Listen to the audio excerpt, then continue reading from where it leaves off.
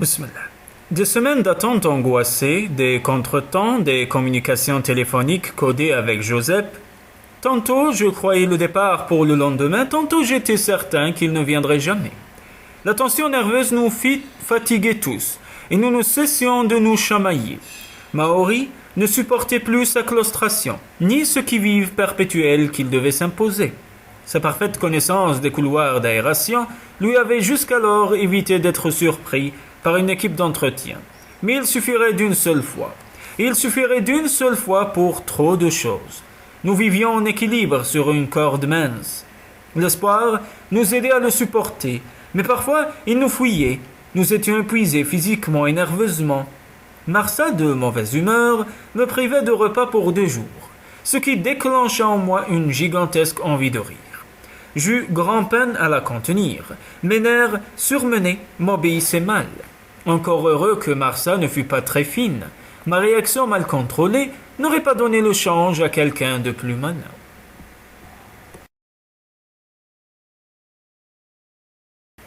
Vint enfin le dernier appel téléphonique, la dernière attente, le dernier jour, le dernier soir. Victo et Théode étaient déjà avec Maori, dans le couloir d'aération. Moi, j'allais rejoindre à proximité de l'ascenseur privé réservé aux administratifs de la matriarchie. Joseph et Kateri qui devaient m'y attendre. J'étais très nerveux. Tout s'était-il bien passé? Avait-il pu se procurer la totalité du matériel et des vivres? Et utiliser cet ascenseur privé sans être pris au piège d'un contrôle imprévu? Trouverais-je Joseph et Kateri au rendez-vous ou la psycho? Dans la mauvaise lumière des veilleuses, je vis 2 silhouettes et un chariot chargé de sacs. Mon cœur, très sautant, s'apaisa. Je ne m'étonnais pas des cheveux blancs de l'homme et de son épaisse moustache. Joseph m'avait averti de son intention de se déguiser.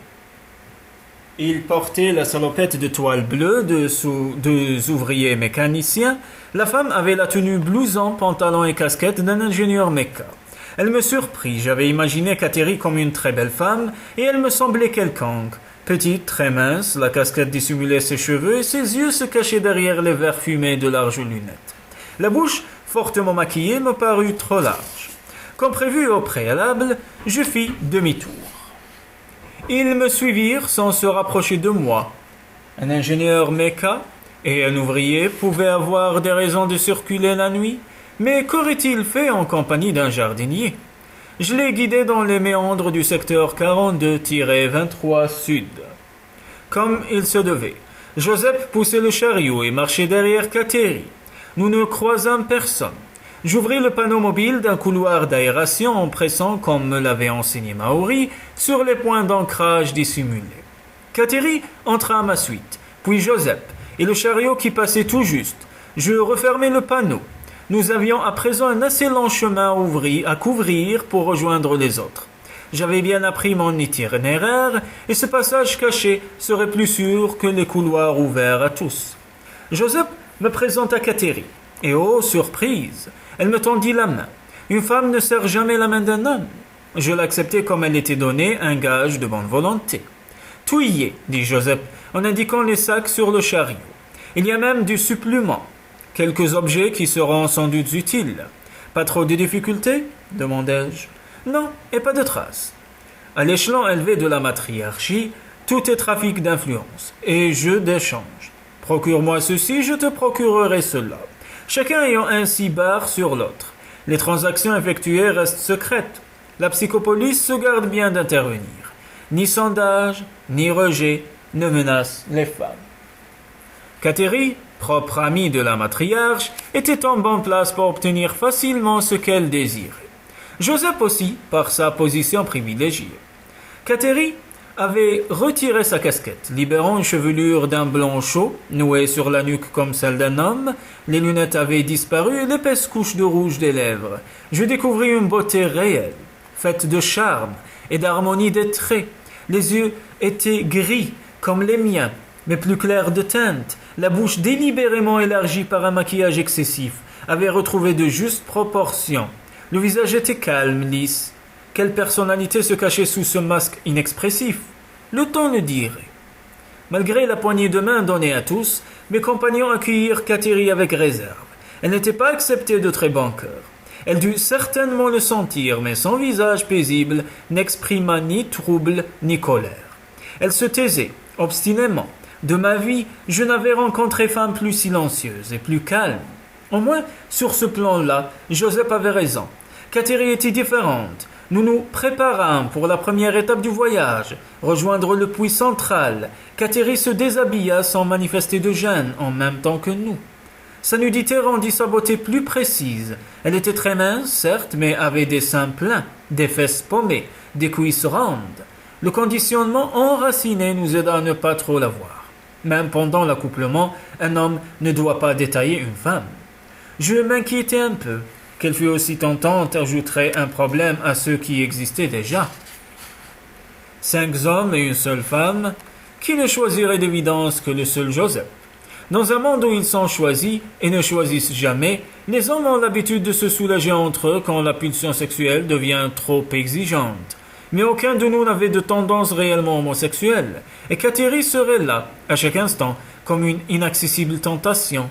Nous nous équipâmes, sous-vêtements chauds, tenues de sport, chaussures de marche à tiges montantes, puis les lampes frontales et les sacs, couvertures et rouleaux de corde.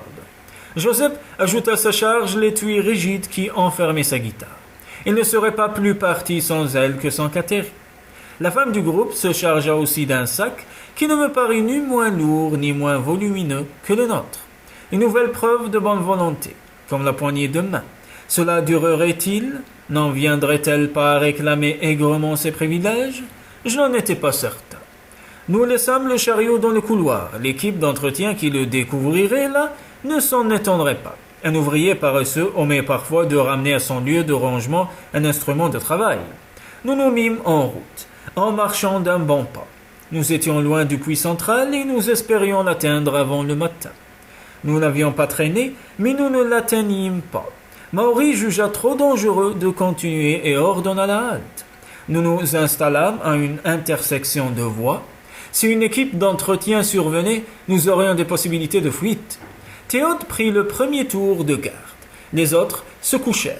Pour limiter les risques, il nous faudrait inverser nos habitudes, veille-sommeil, y compris dans le puits central. Tous les couloirs du réseau d'aération y aboutissaient. Des lumières s'y promenant auraient pu attirer l'attention des ouvriers. Je m'éveillai. Après m'être retourné plusieurs fois, j'admis que je pourrais me rendormir. Je n'avais pas encore l'habitude d'inverser les heures. Mes compagnons dormaient, sauf 2 qui, assis côte à côte, bavardaient en chuchotant. La veilleuse placée entre eux donnait une si faible lumière que je ne reconnus Maori et Théode qu'après m'être rapproché. « C'est Maori qui est de garde, dit Théode, mais je n'ai pas sommeil. L'habitude te viendra, dit Maori. Quand tu auras escaladé les échelles pendant des heures, je te promets que tu auras envie de dormir. Ça va être si dur? Demandai-je. Pire que ça. Nous nous tûmes un moment, la peur, l'espoir, qui nous suivrait tout au long de l'escalade, et parviendrions-nous à un but? Que la grande mère nous aide, dit Théode. Un vent d'aération soufflait sur nos visages, une mèche blonde flottait sur la joue de Théode.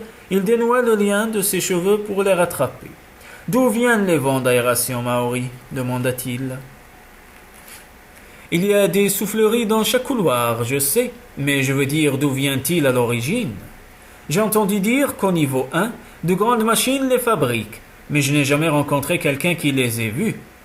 Nous les verrons peut-être, dis-je. Sans doute. Où serait-elle, sinon dans le puits central? Joseph s'agitait. Il se leva pour nous rejoindre. Es-tu jamais monté au niveau 1, Joseph? Demanda Théode. Jamais. Le plus haut que je connaisse est le 17. Celui où tu as vu ce vieux numéro 517? Oui. Mais pourquoi ont-elles fermé 6 niveaux? Demanda Maori. Pour quelle raison? La grande-mère le sait.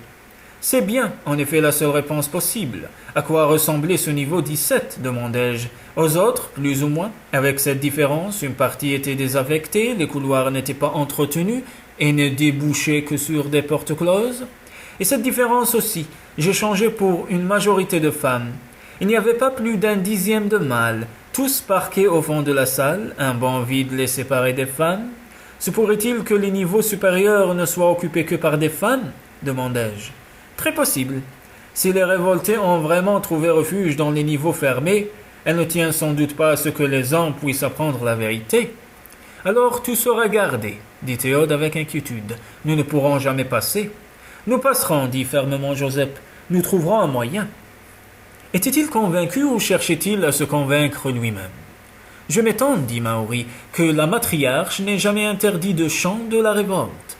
La matriarche est intelligente, répondit Joseph. Elle sait très bien qu'on ne peut pas tuer l'espoir. Le chant de la révolte est très ancien. On l'a toujours chanté et on le chantera toujours. Vouloir l'interdire n'aurait pour effet que lui donner plus d'importance. C'est une légende. Les hommes la chantent, mais n'y croient guère. Sans cette inscription sur le mur, je n'y aurais pas cru non plus. Mais à présent, tu y crois. Je sais, dit Joseph avec un sourire. Pourquoi as-tu choisi de nous accompagner demanda Maori. Tu n'avais pas besoin de nous, et toi, Kateri, auriez pu partir de bien plus haut, non? De plus haut, oui. De bien plus haut, non. Nous avons réussi à nous procurer la clé d'un ascenseur privé, mais il n'allait pas jusqu'au niveau 1. Loin de là. Et qu'aurions-nous fait sans guide? L'accès au puits central est bien caché. Victo se leva et vint aussi nous rejoindre. À mon âge, dit-il, les besoins de sommeil diminuent. Je suis surpris d'avoir dormi si longtemps. Kateri restait couchée. Elle semblait reposée. Dormait-elle vraiment ou feignait-elle le sommeil pour nous laisser ensemble? En ce moment, le racisme du sexe jouait contre elle. Nous étions plus nombreux et les lois de la matriarchie n'existaient plus pour nous.